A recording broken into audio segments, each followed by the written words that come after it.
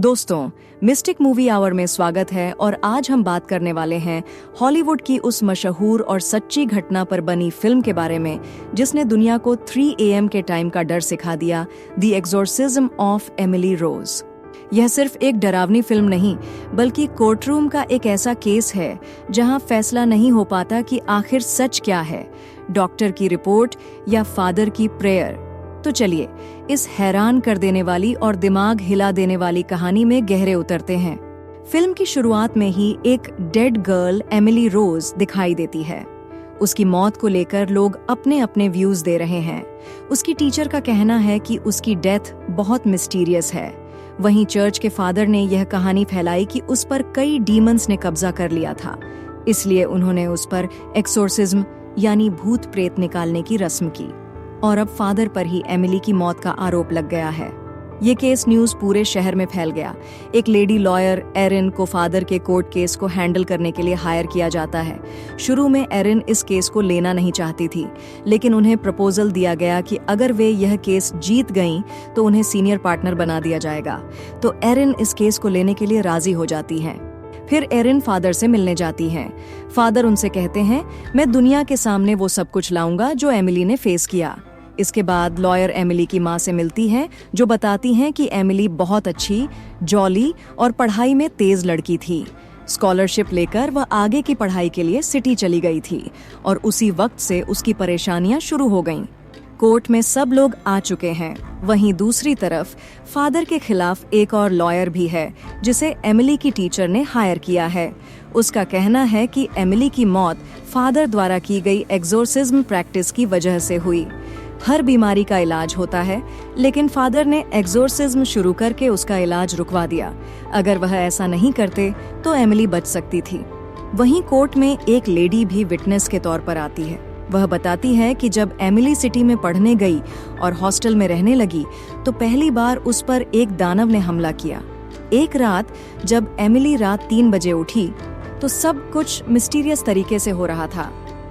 दरवाजे अपने आप खुल और बंद हो रहे थे। एमिली के घर की घड़ियां भी बंद हो गई थीं। फिर उसे दानव का भार महसूस हुआ और उसके शरीर में तेज दर्द भी हुआ। इसके बाद एमिली की कंडीशन और बिगड़ने लगी। उसने यह सब अपनी माँ और इस लेडी को बताया। फिर एक डॉक्टर कोर्ट में कहता है, मैं एमिली का इलाज कर रहा था, उसे हेलुसिनेशन होता था। फादर ने उसका इलाज रोककर गलत किया, इसलिए एमिली की मौत के लिए फादर जिम्मेदार हैं। लेकिन लॉयर एरिन इस पर बोलती हैं, ओह, तो फिर उसके शरीर पर जो स्कार्स थे और जो दर्द वह महसूस कर रही थी, उसका क्या? आपने उसका सही इलाज क्यों नहीं किया? वह पागल नहीं थी, बल्कि उस पर एक दानव ने कब्जा कर लिया था। फादर को पुलिस गिरफ्तार कर लेती है। एरिन फिर से फादर से मिलने जाती है। फादर उन्हें सलाह देते हैं, तुम्हें भी अलर्ट रहना पड़ेगा। यहाँ पता चलता है कि वो दानव हॉस्टल में ही मौजूद थे। हॉस्पिटल ले जाने पर भी एमिली ने आसमान में दानव देखे। वह दूसरे इंसानों में भी दानव देख रही थी। फिर एमिली का दोस्त एक्सपोज करता है। इन सब घटनाओं के बाद उसकी हालत बहुत ज्यादा खराब हो गई थी। वह बहुत चिल्लाती और रोती थी। एक बार उसने मुझसे रोते हुए कहा था, मुझे कभी अकेला मत छोड़ना। इसलिए मैंने आज तक उसे अकेला नहीं छोड़ा। मैं सच बताऊंगा कि उसने क्या क्या फेस किया। इसके बाद एरिन को भी रात 3 बजे इन सब चीजों का एहसास होना शुरू हो जाता है। उसके घर की घड़ियां बंद हो जाती हैं और दरवाजे अपने आप बंद होने लगते हैं। दूसरी तरफ फादर को भी कुछ अजीब सा महसूस होता है और वह एक दानव देखते हैं। लेकिन जैसे ही फादर प्रेयर पढ़ते हैं, वह दानव गायब हो जाता है। एरिन इस सब से बहुत इरिटेटेड हो जाती है और उस रात उनकी नींद उड़ जाती है। सुबह उठकर कोर्ट पहुंचने में उन्हें लेट हो जाता है। फादर एरिन की कंडीशन देखकर कहते हैं, मैंने तुम्हें ख्याल रखने की सलाह दी थी। तुम्हें और भी केयरफुल रहना पड़ेगा, क्योंकि दानव तुम पर भी अटैक करने की कोशिश करेंगे। वहीं दूसरे लॉयर की तरफ से एक और डॉक्टर पेश होता है, जो कहता है कि एमिली मेंटल हेल्थ डिसऑर्डर से पीड़ित थी। ये सब उसकी सुपरस्टिशन और मेंटल इलनेस थी। तुरंत एरिन बोलती हैं, मुझे पता है कि वह न तो पागल थी और न ही सुपरस्टिशियस, क्योंकि वह समय के साथ कमजोर होती जा रही थी। उसके शरीर पर कई सारे स्कार्स थे। फादर उसकी मदद कर रहे थे, उससे दानव निकालने की कोशिश कर रहे थे। इसके बाद दिखाया जाता है कि एमिली के दोस्त और पिता भी स्टैंड लेते हैं। वे कहते हैं कि अगर एमिली को कोई बीमारी होती तो वह मेडिसिन ले रही थी, मेडिसिन से उसे फायदा होना चाहिए था, लेकिन वह दिन ब दिन बीमार पड़ती जा रही थी। इसलिए हमें भी पता है कि एमिली को कोई मेंटल हेल्थ डिसऑर्डर नहीं था, बल्कि उस पर कुछ दानवों ने कब्जा कर लिया था। वह डरने लगी थी और उसकी एपेटाइट खत्म हो गई थी। एमिली का दोस्त और बताता है, एक बार रात में जब मैं उठा तो वह बहुत अजीब तरीके से फर्श पर लेटी हुई मुझे घूर रही थी और उसकी आंखें पूरी तरह काली हो गई थीं। फिर दिखाया जाता है कि एमिली की बहन एक रात उसे देखने बाहर जाती है। एमिली किचन में बैठकर कॉकरोच खा रही है। अपनी बहन को देखते ही वह जोर जोर से चिल्लाने लगती है और वह अपने नाखूनों से दीवार खरोंचने लगती है। उसमें एक ऐसी ताकत आ गई थी जो इंसानी समझ से बाहर थी। फादर को भी बुलाया गया और एमिली उनसे कई अलग अलग लैंग्वेजेस में बात भी कर रही है। अगले दिन का सीन कोर्ट में होता है। एरिन एक लेडी डॉक्टर को कॉल करती हैं जो साइंटिफिक तरीके से सुपरनैचुरल इवेंट्स की जांच करती हैं। वह बताती हैं कि एमिली के लिए एक्सोर्सिज्म प्रैक्टिस ही बेस्ट थी और उसे कोई मेंटल इलनेस नहीं थी, लेकिन डॉक्टर्स ने उसे मेंटली इल कहकर उसकी ब्रेन एक्टिविटी को डिसेबल कर दिया था। नतीजतन एक्सोर्सिज्म का उस पर कोई असर नहीं हो पा रहा था। अब एरिन एक ऐसे डॉक्टर से मिलती हैं जो बताते हैं, मैं भी एक्सोर्सिज्म प्रैक्टिस के वक्त वहां मौजूद था। मैंने चेक किया था कि एक्सोर्सिज्म का एमिली पर असर हो रहा है या नहीं, और प्रैक्टिस बाद में शुरू हुई थी। एरिन सोचती हैं कि अगर उन्हें यह बात पहले पता होती तो फादर पर लगे आरोप हट सकते थे। क्योंकि डॉक्टर वहां मौजूद होकर सब कुछ विटनेस कर रहे थे तो फादर पे कोई आरोप नहीं लगना चाहिए था। एरिन गुस्से में फादर के पास जाती हैं और पूछती हैं, आपने यह बात पहले क्यों नहीं बताई? फादर का कहना है कि डॉक्टर ने खुद उन्हें इससे दूर रहने के लिए कहा था, लेकिन जब डॉक्टर ने देखा कि फादर पर आरोप लग रहे हैं तो उन्होंने खुद एक्सपोज कर दिया। वह डॉक्टर यह भी बताते हैं कि एमिली पर कुल 6 डीमंस का कब्जा था। जब उस पर एक्सोर्सिज्म किया जा रहा था तो उनके पास एक टेप रिकॉर्डर था। उन्होंने उसमें डीमंस की आवाजें रिकॉर्ड की थीं और वह एरिन को वह कैसेट टेप दे देते हैं। फिर दिखाया जाता है कि एरिन को रात 3 बजे एक डरावनी आवाज सुनाई देती है। जागने पर वह देखती हैं कि यह आवाज टेप रिकॉर्डर से आ रही है। वह सोचकर शांत होती हैं कि यह तो बस टेप रिकॉर्डर है। अचानक उनके दिमाग में ख्याल आता है कि इसे चालू किसने किया। वह डर जाती हैं। फादर भी बताते हैं, मुझे भी एक्सोर्सिज्म के बाद रात 3 बजे ऐसा ही कुछ फेस करना पड़ा। वो दानव मुझे खत्म करने की कोशिश कर रहे थे। मैं खतरे में था, लेकिन मैंने अपनी फेथ कभी नहीं खोई। फिर एरिन जज के सामने वह रिकॉर्डिंग चलाती हैं। वह उस डॉक्टर के बारे में भी बताती हैं जो एक्सोर्सिज्म के वक्त फादर के साथ थे। अब वे भी विटनेस होंगे। फादर बताते हैं कि जब एमिली पर एक्सोर्सिज्म किया जा रहा था तो वह अजीब आवाजें निकालती थी। वह खुद को मारती थी। जब फादर ने डीमंस के नाम पूछे तो एमिली ने नंबर्स 1, 2, 3, 4, 5, 6 बोले।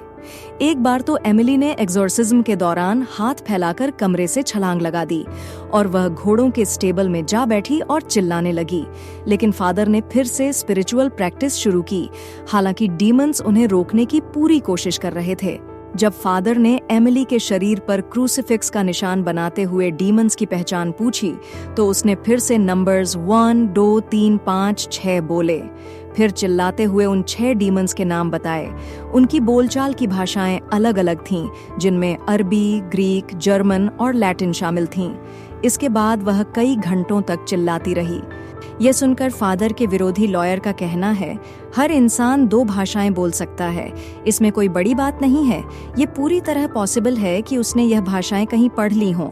वह डॉक्टर जो एक्सोर्सिज्म के वक्त फादर के साथ था, कोर्ट में एविडेंस देने नहीं आता। एरिन उससे मिलने जाती हैं। वह कहता है, नहीं, मैं इस केस का हिस्सा नहीं बनना चाहता। कुछ ऐसा है जो मुझे डरा रहा है। ठीक उसी वक्त वह एरिन के पीछे देखता है। ऐसा लगता है जैसे उसे वहां कुछ दिखाई दे रहा हो। उसकी एक एक्सीडेंट में मौत हो जाती है। यहाँ एरिन पूरी तरह निराश हो जाती हैं क्योंकि उन्हें कोर्ट केस जीतने की कोई उम्मीद नजर नहीं आ रही। फिर दिखाया जाता है कि फादर पूरे शहर में बदनाम हो गए हैं। अखबारों में उनके खिलाफ खबरें छप रही हैं। फादर एरिन को एक नोट देते हैं जो एमिली ने लिखा था। इसमें बताया गया था कि जब वह एक्सोर्सिज्म के कुछ घंटे बाद उठी तो उसे कुछ आवाजें सुनाई दी। उन आवाजों का पता लगाते हुए वह अपनी ही शक्ल की एक लड़की से मिलती है। वह उस लड़की से पूछती है, सिर्फ मुझे ही यह सब क्यों झेलना पड़ रहा है? वह लड़की जवाब देती है, मुझे तुम्हारा दर्द महसूस हो रहा है। वह उससे कहती है, मेरे साथ चलो, तुम्हें तुम्हारे दर्द से रिलीफ मिल जाएगा। अगर तुम यहीं रुकी रहोगी तो ये डीमंस तुम्हें और ज्यादा परेशान करेंगे। लेकिन एमिली ने वहीं रुककर डीमंस का सामना करना जारी रखा, यहाँ तक कि उसकी मौत हो गई। फादर कहते हैं, एमिली ने दुनिया को दिखाने के लिए अपने दर्द को झेलते हुए अपनी जान कुर्बान कर दी। लेकिन दूसरा अटॉर्नी अब भी फादर पर ऑब्जेक्शन कर रहा था। तभी अचानक एरिन बोलती है, आपको शक हो सकता है कि फादर ने एमिली को मारा या नहीं, लेकिन आप ये शक नहीं कर सकते कि फादर ने एमिली की मदद की। उन्होंने एमिली को बचाने के लिए पूरी कोशिश की। आप इसे डिनाई नहीं कर सकते। इसके बाद कोर्ट अपना फैसला सुनाता है।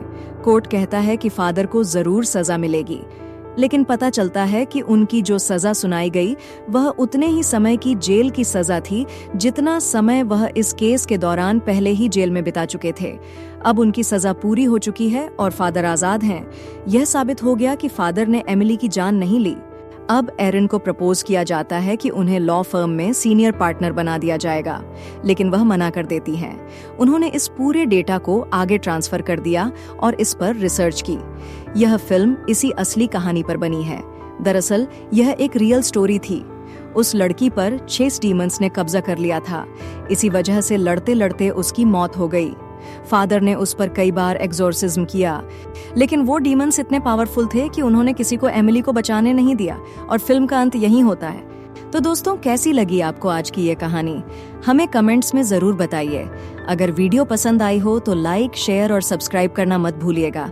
आज के लिए बस इतना ही। मिलते हैं एक और नई वीडियो में। तब तक के लिए bye bye and thank you for watching.